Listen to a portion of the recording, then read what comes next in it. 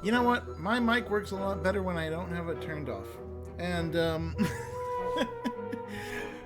we'll just go ahead and start over. It's TJ Denzer here, senior news editor for ShackNews.com. And as always, once a week, your hosts, purveyor and supplier of fine indies here on Indie-licious. You may have heard on social media, you may have seen somewhere else, we are doing something very special this week. We are doing Indie-licious interview. I got to sit down recently with the folks at SFB Games, developers of the Detective Grimoire series and Crow Country. They are making another game in the Detective Grimoire series called the Mermaid Mask, and it will be coming out in the future. But we got to talk about it now, and I would like to share an interview that contained conversations about the Mermaid Mask, Detective Grimoire. We talked about the success of Crow Country. We talked about what it takes these days to get your foot in the door as a new indie designer. And I think that everyone will be interested in this. Give it some time, give it a look. I'm so excited to share it with you. Without further ado, the Indie-licious Mermaid Mask interview. Enjoy. We are here with the SFB Games crew talking about the Mermaid Mask, which is the next game in your Detective Grimoire series. And for those who don't know anything about Detective Grimoire, can you tell them a little bit about the series and what they're in for with the Mermaid Mask? Sure. I mean, we've been making games with Detective Grimoire in it for a long time. What, 20 years was it almost? 20 years almost, yeah. I was 18 when we started and I'm pushing 28. So yes, I'm 38, sorry. So 20 years. And yeah, basically detective adventure games in the vein of something like an Ace Attorney mixed with a Professor Layton, mixed with a Monkey Island, mixed with an Indiana Jones, that kind of thing. And we've made a few of them. The first one was a Flash game that I do not recommend you play or even look up. It's terrible and old. And then every time we made a sequel, we kind of rebooted it, basically. And we made a game called Tangle Tower, which came out in 2019. And the Mermaid Mask is the follow-up to that. And it's the first time we've made a Grimoire game that isn't a complete kind of reboot, start from scratch type thing. It actually has the same art style as Tangle Tower and follows on from it. And it has the same game engine as well, which is nice. Many people would make one game and be like, well, I've done that, that's about it. But you're on the third of these, correct? So this is technically the fourth. It's like, yes. So there was a Flash one, and then was one called Detective Grimoire, Secret of the Swamp, which was an iOS game originally and then got released on Steam. And then Tangle Tower, which was on Steam and consoles. And then the Mermaid Mask. So technically, it's the fourth one. But like I say, the first one is so old, I really don't consider it anything. So you could say third. Did you have intention from the beginning to like make multiple games in this series, or was it just a thing where like you completed that first one and like experience learned, what can I do to make this better the next time, and then kind of expand from there? Can you kind of take us through the journey of like how Detective Grimoire expanded over the years? Yeah, I mean, I think it's just a case of, like I said, we made the first one when I was 18 and we were quite ambitious, but not incredibly skilled. I was still not that great of an artist. Like I hadn't written any dialogue before, so it's not great, you know. And then every few years you look back at your work and think, I could do way better than this. And that's the main rhythm of Detective Grimoire games, is evolving as an artist and as a writer and looking back and find a better composer for the music, etc., etc.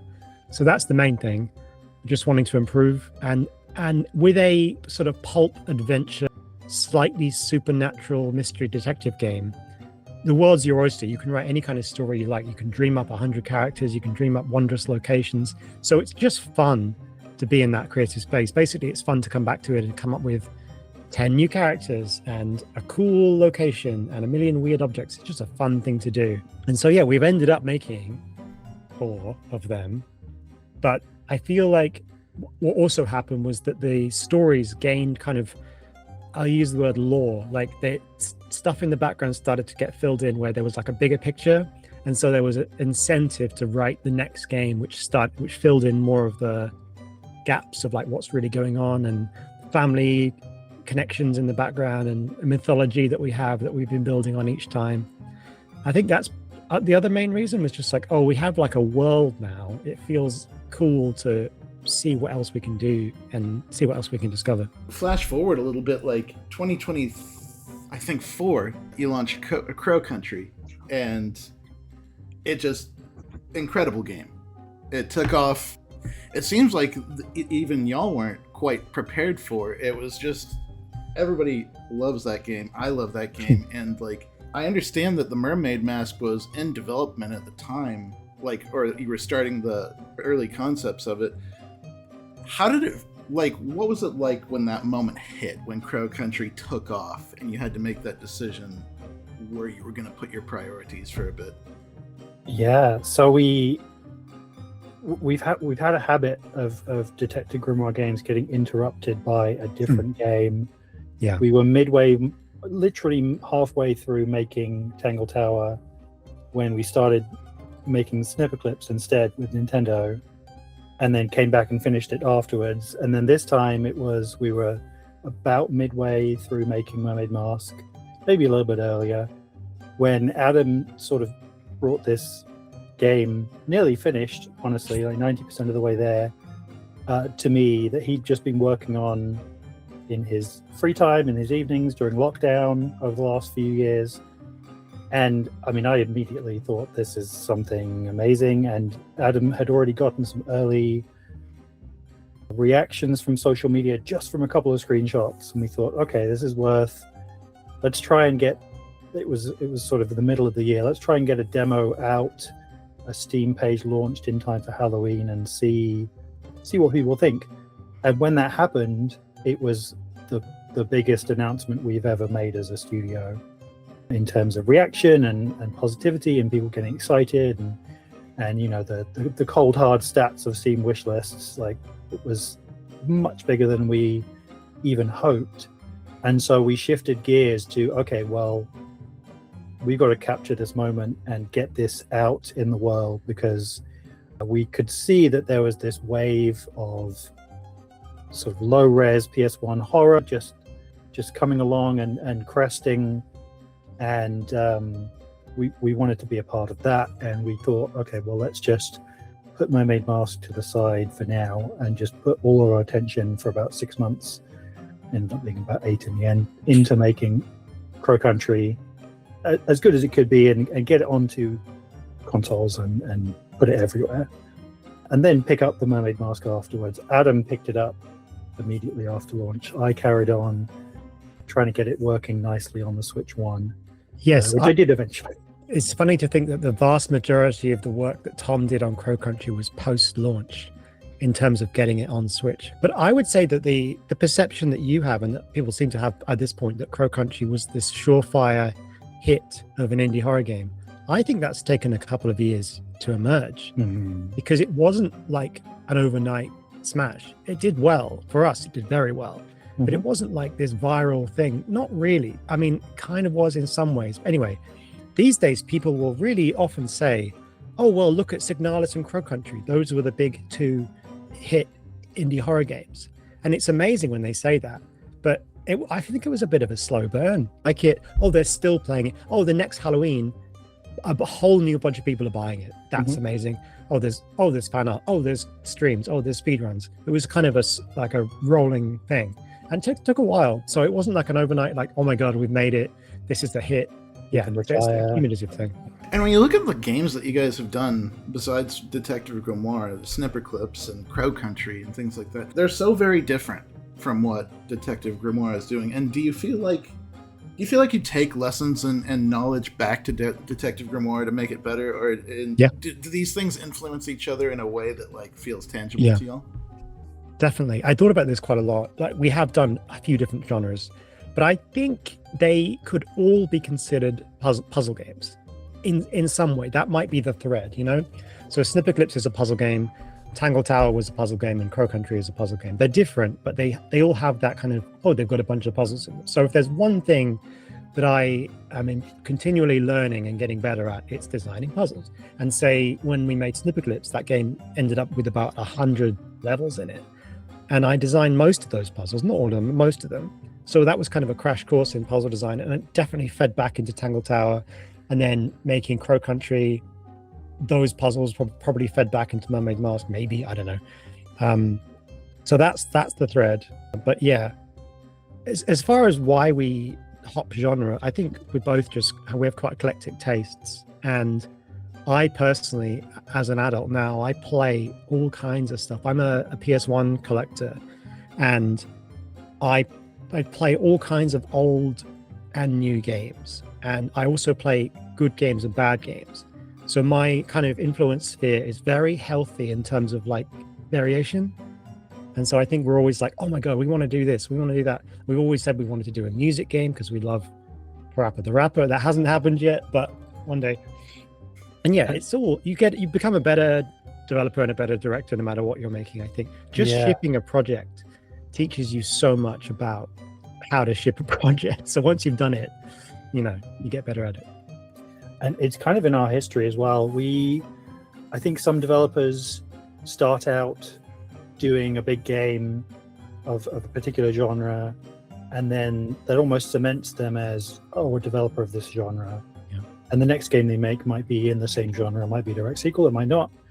We started out making a tiny Flash game every week, hopping around genres, making 20 games in a year, and very few of them with sort of gameplay crossover. And that's just always been the way. Let's make a fishing game. Let's make a skydiving game. Let's make a shooting game. Whatever. Yeah. So we never sort of put ourselves in we're a pair who make this kind of game beyond just puzzles, which I think just is because Adam and I enjoy making puzzles. Honestly, like that's the reason. Yeah. One of the things you mentioned earlier that kind of caught my attention was the lore of Detective Grimoire and how it's grown over the years. What would you say came first, gameplay or story? With Detective Grimoire, there wasn't much gameplay early on. There really wasn't. It was just what we started with was, we've both played Ace Attorney. We could make a game where you walk around and talk to people and have a dialogue system, and one of them is a murderer. And I just described all the gameplay right there at that first game. And then over the years, we, funnily enough, our boss at the time from Armor Games really loved Professor Layton and said, can you put Professor Layton style puzzles in the next Detective Grimoire game, please? Because I really like them. And we were like, oh, yeah, I guess. And so we added them in, and then we've really like doubled down on that over the years with each time. And now the games are very much puzzle games. But yeah, they're not like, I mean, in some ways there's like cool new game mechanics in terms of deduction mechanics, but they're not gameplay forward in terms of like pushing the envelope of gameplay in the way that maybe Snipperclips was. They are, the first things we consider are like atmosphere and vibes and like a mood. Like, oh, we're going to make it, this one's going to be nautical, spooky. And then everything kind of spans out from there, both story and even gameplay and design and everything, and then music. So me and Catherine Unger, who's sort of the artist that does loads of backgrounds and characters and helps write the story with me, it's basically me and Catherine sit down and we just indulge in world building and character design, and that's the first thing that we do. And then from there, puzzles will emerge based on character traits. Like, oh, we have a puzzle, we have a character who's an illusionist. Okay, let's have a puzzle that's an optical illusion. Cool, we'll do that. But yeah, it's kind of character first, I would say. That's such an interesting thing to think about, the puzzle design of it all, because like you want to make things that are fun and interesting and challenging, and you don't want to make everything a cakewalk either. How do you decide on like when a puzzle for a particular situation is complete? Well, I just sort of we don't do as much playtesting as we should. Okay, I'll say that. We do a little bit. We do as little as we can get away with. But I feel like we get away with that because we have good instincts over years of experience. So, like for me personally, I feel like I can judge the difficulty of something fairly well. I am often wrong sometimes. Like Crow Country was too easy when it came out, and I didn't realize. Anyway. Yeah, you always want the puzzle to feel satisfying and feel like the player like achieved it through their own merits. But you really don't want to bottleneck people, because these days they can jump off to 600 other games they've got in the background. So in the old days, like in the really old days, kind of Monkey Island days, the game was designed to make you get stuck. And the gameplay flow they intended was, okay, I'm stuck. I'll put the game down and I'll go do the laundry and I'll think about the game in my head whilst I'm stuck. and I'll come up with a solution whilst I'm driving to work the next day, and then I'll boot it up and play again. You kind of can't treat people like that anymore because they'll just play something else. So you have to be like, okay, well, here's a hint system to funnel you, and every time you press it, it gives you a more helpful hint. So if you press it 3 times, you kind of get told what to do, but in a way that it doesn't feel insulting, but very much like pushes you along to the next bit. I don't know, Tom, you have any insights on this? It's sort of back and forth on it. Yeah, no, it's unordered sequence of puzzles as well is a bit tricky. Yeah, there's no difficulty curve half the time. Sort of two-thirds of the puzzles happen in the open world essentially section of the game where you can do anything in any order, so you cannot have a difficulty curve. And then you can have a little bit of one at the end, but because you've sat at this certain difficulty level, you can't just suddenly spike it at the end and kick everyone out of your game. And especially towards the end, you sort of want people to be going at a fair clip through the ending and figuring things out. And that's when everything should be coming together, not when you should be sitting there for 20 minutes going, how do I make this? How do I move this marble from one side of this thing? Like, that's not the experience we want. So we just are on the side of satisfying but relatively easy, I think. And then just interesting variety in the puzzles. Like, there's a central deduction theme mechanic where you can make a little sentence based on things you've discovered and making a sort of conclusion about the things the characters are talking about. That appears in various guises a good few times in Tangled Tower and this new one. Yeah. But otherwise, each puzzle is fairly unique in what it's asking of you or how it looks. We don't sort of have, we mentioned Layton earlier, but Layton very much has like chess puzzle 1, chess puzzle 2, chess puzzle 3, and there's a little progression there. And you can see them getting harder. We never come back to the same style of puzzle in themselves. So just we focus on the player having a good time enjoying the puzzles, but not because of the difficulty, I think. And we do a bit of playtesting, and the thing I try and do with playtesting is if I find myself wanting to lean over the shoulder and say, you can turn that, and then I just make sure that whatever it was I was going to say, I put in the game. So the characters will say it. Grimoire or Sally will say it to each other if you press the button and hear them. So, playtesting is the answer, although we don't do very much of it. Games like these, they often have one of those things that we've often seen point and clicks and puzzle games do is offer this hint system, like this this sort of like token hint system where you use so much of it to like unravel little bits up until the third hint in Professor Layton would almost always just reveal the answer to the puzzle. Sure. And have you ever thought about like how to do stuff like that in Detective Grimoire? It has occurred to me many times that like, should there be a mode where asking for a hint like lowers your rank or spends a coin or spends points or whatever? And I've just decided that it basically doesn't make the game more fun in any capacity, so we just never did it. The game doesn't have a fail state. You can't lose or die. You can just get stuck. And I don't know, it's just never been anything that we felt like was going to add to the experience. In Crow Country, there's a hint system with a fortune-telling machine, and you have 10 credits. And you can ask for a hint, and it spends one of the credits, and you can do that 10 times in the whole game, which is, by the way, more than you'd ever really need. You'd need about 4, maybe at max. But it still feels like a limitation. But yeah, no, it's funny, isn't it? Like, it feels a bit dangerous to make a game that you can't lose, but we do it, and we seem to get away with it just about. One other thing from earlier that interested me was the talk about like the effort post-launch to get this game over to the Switch. Obviously, you are a indie team, so you have so much time, so much resources on your hands at any given moment. Has your priority shifted at all as to where you start your launch versus where you put it later after the game is complete? Yeah, it's changed, I would say, Tom. Yeah, absolutely. Obviously, everyone would love to sim ship across everything on day one. That is what we're going to try and do this time. It hasn't worked out the last 2 times. And that has just been, some of it has been inexperience with console platforms.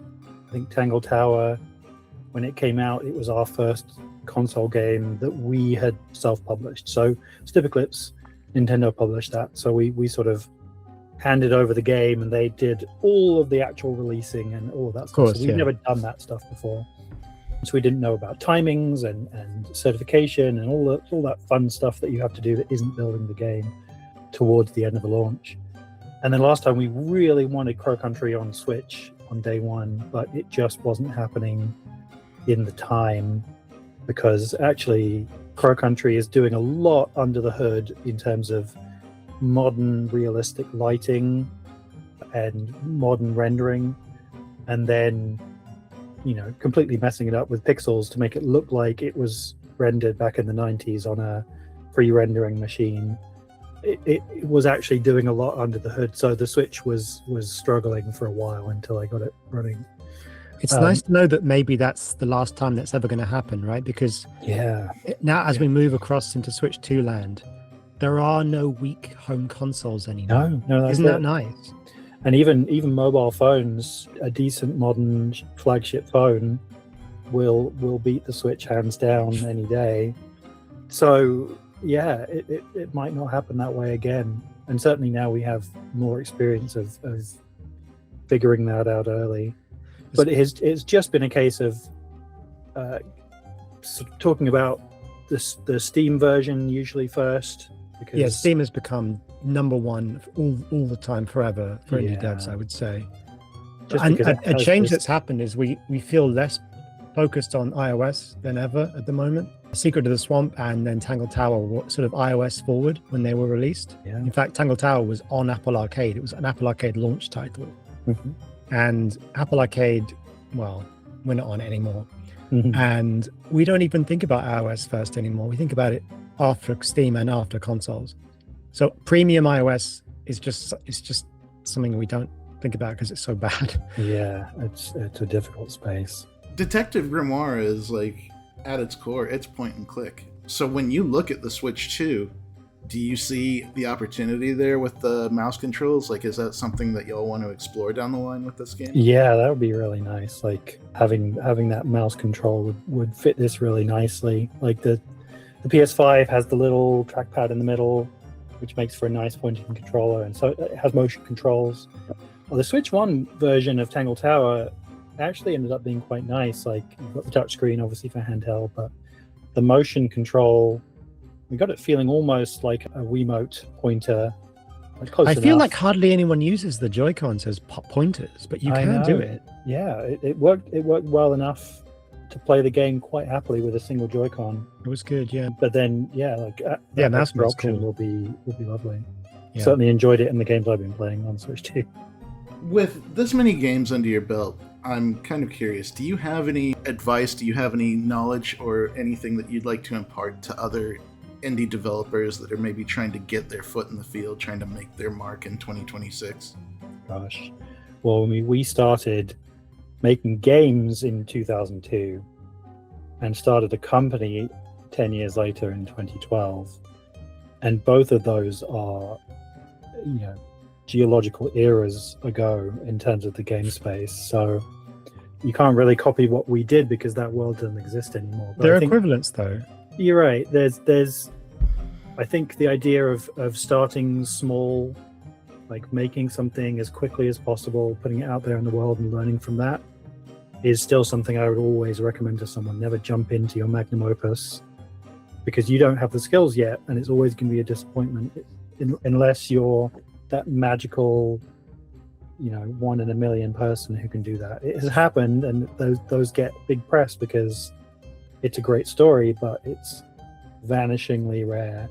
What you don't see is the millions of indies who tried to make their big game, ran out of money after 2 years, and then never released anything and went back to a day job. So don't be one of those people. Get something out in 6 months and then do another one. Our experience, like Tom says, we're making little flash games for Newgrounds and Armor Games, and they would take as little as 1 week, but usually more like 2 or 3 or 4, and then we just put them online, and we weren't selling them, just shoved them online, and that process was quick and dirty and easy, and you get feedback immediately, which helped us improve very, very quickly. So that was our incubator. And I would say because the Flash game scene is not really there anymore, the equivalent today might be making a really short game and putting it on itch.io for free so someone can play it there and then. Make it playable in the browser, right? Which you can do with Unity, or I'm sure you can do that with Unreal, whatever you're using. So someone can just click there and play it and leave you some feedback. And that would be a really healthy way to get started, because you could do that quickly and cheaply. Yeah, like itch.io groups on there just have game jams from time to time all the time, yeah, that meet a certain theme, and then we've seen like plenty of games just start very modestly there in one of those game jams and then become like a full-fledged thing. Yeah. I mean, wasn't Hollow Knight a game jam game when it started? Hungry Night, yeah. Is that what it's called? Yeah. It was called Hungry Night, but it had the same little guy. Snipperclips is a result of a one-day game jam that Tom and I had with each other, where we said, okay, tomorrow we're both going to bring in a game idea and we're going to pick the best one and we're going to make it. And I brought in what was called friend shapes, which is the two characters that can cut each other. And we were like, oh, this is cool. And by the end of the day, I think it was working more or less. So that was fun. So yeah, game jams is a really great tip. Just like make something, don't worry about polish, just make something quickly and see what happens. Absolutely. And finally, kind of to tie a ribbon on this, where can people learn more about the Mermaid Mask and follow it? Well, there's a Steam page that we'd like you to visit, and you can check out the trailer and the screenshots and all their info on there. And please give us a wish list on Steam. It really does help every conceivable part of the algorithm. There's a demo on Steam, which you can play. It's been updated recently because of Next Fest, so it's in good shape. We added the art gallery feature to it, so you can see some of the concept art, which is pretty cool. You could leave thoughts in the Steam discussion forum. So that's that. And then Tom and I both use Twitter and Blue Sky. You can find us on there talking about the game. That's it really as far as online presence. We don't have like a community Discord server or anything, and we always make a point of just like not bothering to do that. So you kind of have to come find us either on Steam or on Blue Sky or whatever.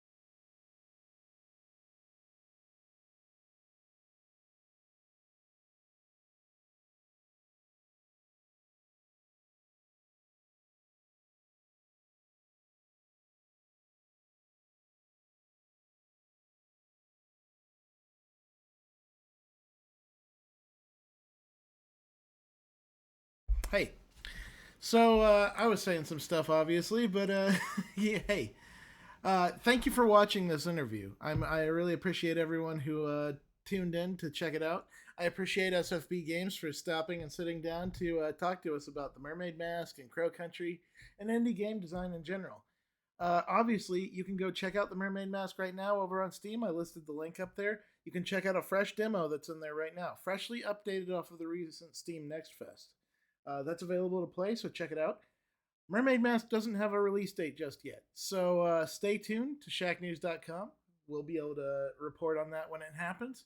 You can also find us on the YouTube channels, which is if you missed this interview, you can find us over on Shack News, Shack News Interviews, and Shack News VODs on YouTube, where you'll be able to check out this interview and all of our other gameplay. And then, of course, you can find us over on socials at Shack News on Twitter, Shack News on Blue Sky, Shack News Media on Instagram, Shack News on TikTok, Shack News everywhere. Thank you all for watching. Thank you to SFB. Thank you to all the indie enjoyers out there. This has been TJ Dunzer, Senior News Editor for ShackNews.com, your host, supplier, and purveyor of fine indies on Indie-licious. I hope you enjoyed this. We'll try to get some more together for you and have some more great interviews, so keep it posted here. And in fact, we'll be back next week with more gameplay. So stay tuned, and we'll see you next time. Have fun, be cool, play more indies, y'all. See you next week.